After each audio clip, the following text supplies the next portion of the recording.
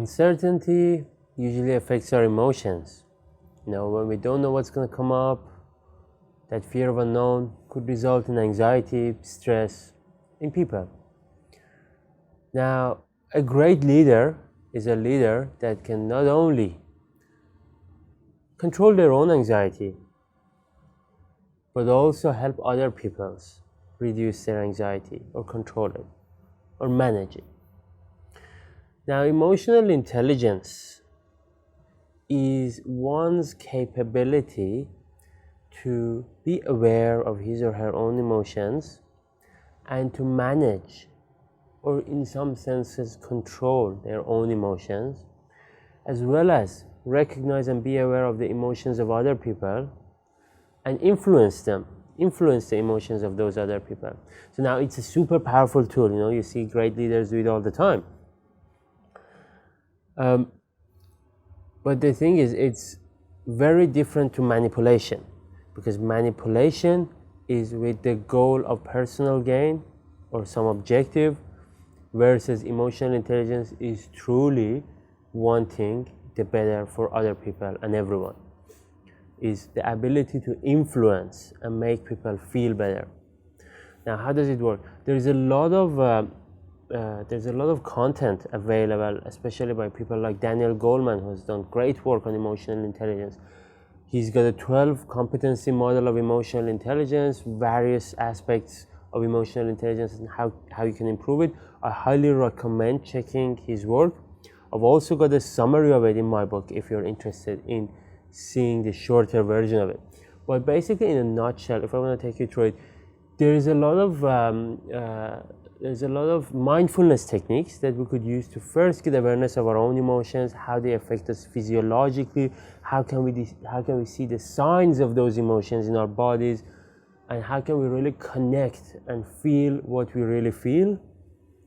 And second is, how would we build tolerance and resilience in our emotions. So resilience is basically, for example, if you're feeling an emotion which is not helping you, or it's like making your performance worse, how can you switch that emotion to something else that helps you?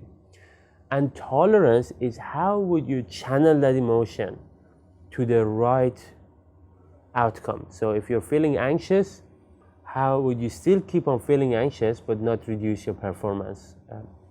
So tolerance is really powerful as well. There are techniques, practices for that. Now, emotional intelligence, the metaphor that I use, learning emotional intelligence is like learning swimming.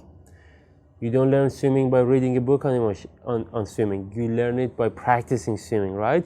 You learn the book, fine. You learn the biomechanics of swimming and things like that. But you won't get a better swimmer until you jump in the water and practice it. Same thing with emotional intelligence.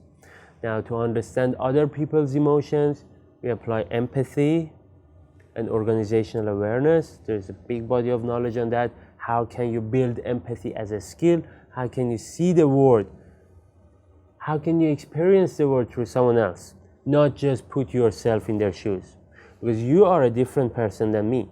If I put myself in your shoes, I'm going to bring all my baggage.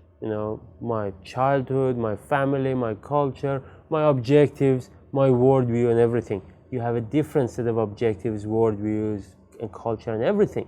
So the same event may feel different to you than to me. So to truly empathize, I shouldn't put myself in your shoes.